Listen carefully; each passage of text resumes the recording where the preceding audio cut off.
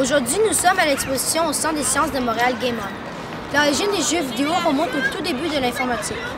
Alors, pour le décryptage de la mathématique pure et de la télémesure pour missiles ont rapidement été utilisés pour des fins beaucoup plus amusantes.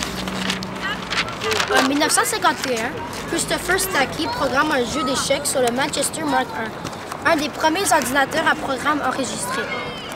Sur cet appareil qui ne pouvait pas montrer l'échiquier puisqu'il n'était pas accompagné d'un moniteur, les entrées et les sorties s'effectuaient au moyen d'une carte à perforer.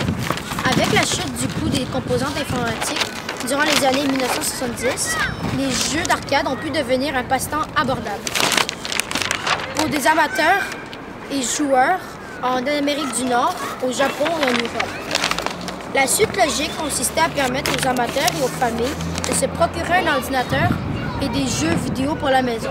En effet, tandis que les arcades offraient principalement des jeux de tir, de combat, de course, les consoles de salon et des ordinateurs personnels ont permis aux développeurs de créer et d'explorer de nouveaux horizons, tels que les jeux de rôle, de stratégie, d'aventure, de simulation et de réflexion.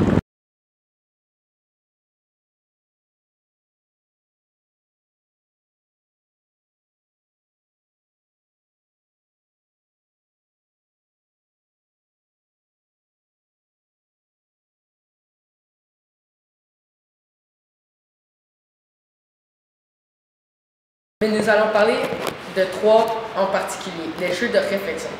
Ce genre de jeu existait longtemps avant l'arrivée des jeux électroniques. Il s'inspire principalement des jeux traditionnels comme les jeux de société et les jeux de cartes ou de dés, mais aussi d'aventure. Cette catégorie rassemble les jeux de casse-tête, les jeux classiques et les jeux d'aventure et les jeux de rôle. Les jeux d'action.